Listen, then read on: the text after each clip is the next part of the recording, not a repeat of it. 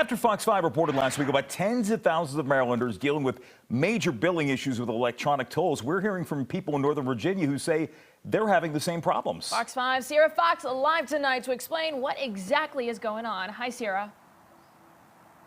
Hi, Marina and Jim. Well, E-ZPass is supposed to be an easy and simple way for people to pay their tolls electronically, but instead, Virginia drivers say it's causing them a headache. For instance, we spoke with one Arlington resident named Joe who says he has racked up $650 in fees out of nowhere. I do think E-ZPass technology could be updated, especially on how they manage our accounts. I paid it just to be done with it, but it did frustrate me a little bit that knowing that there's probably people out there suffering through the pandemic who probably can't pay for this, and their fines just keep building up and building up, where they weren't given an opportunity to address their violations by receiving the notices.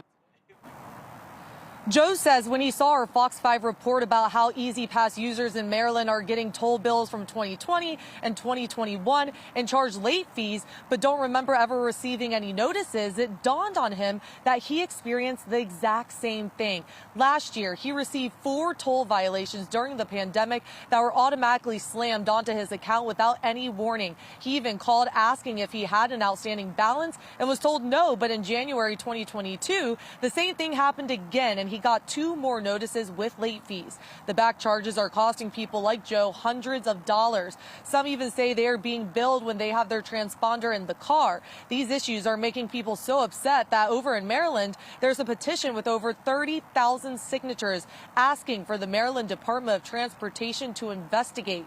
Fox 5 did contact the Virginia Department of Transportation, who says people with concerns should contact E-ZPass directly. A Virginia Beach delegate tried to move a bill forward during the General Assembly that would require VDOT to offer E-ZPass customers an opt-in and opt-out option of getting electronic notices when they have a low balance or fees are adding up.